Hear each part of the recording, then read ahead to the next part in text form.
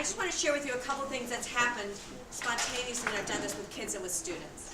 In one group I worked in, I recently did this with 204 people at the same time. It was kind of wild. And one table was working on the impact of technology on learning. And what they did, one guy he was doing observation in his group.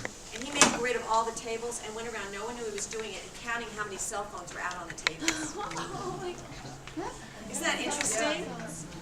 One group when I was doing it, the woman we had a little more time, she had 15 minutes, and she created on Google Docs a survey. And she sent it out to everybody in the room, but you could tell she was a little disappointed because she wanted a wider berth of answers.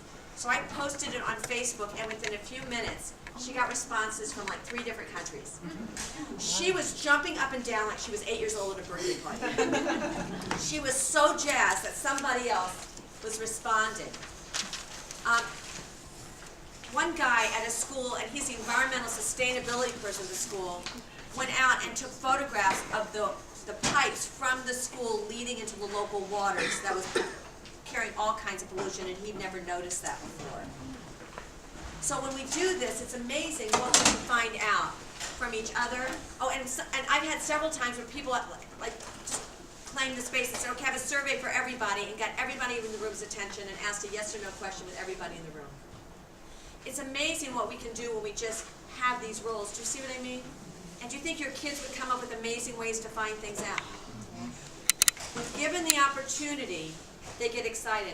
You know, we think that the kids gravitate towards media as the primary way of finding out and doing research. But with action research, which what I call this, which method do you think they surprisingly like the most? Interviewing and actually observation.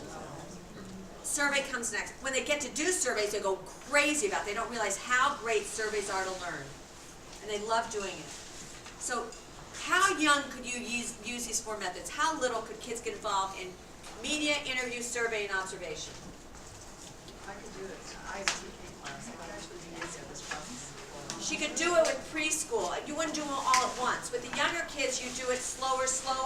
Like once during a year you use media, once use interview, once use survey, once use observation, so they learn the idea of it. And you do that for a couple of years, and by 2nd or 3rd grade they're beginning to maneuver with it, and by 4th grade, guess what happens? They start owning it.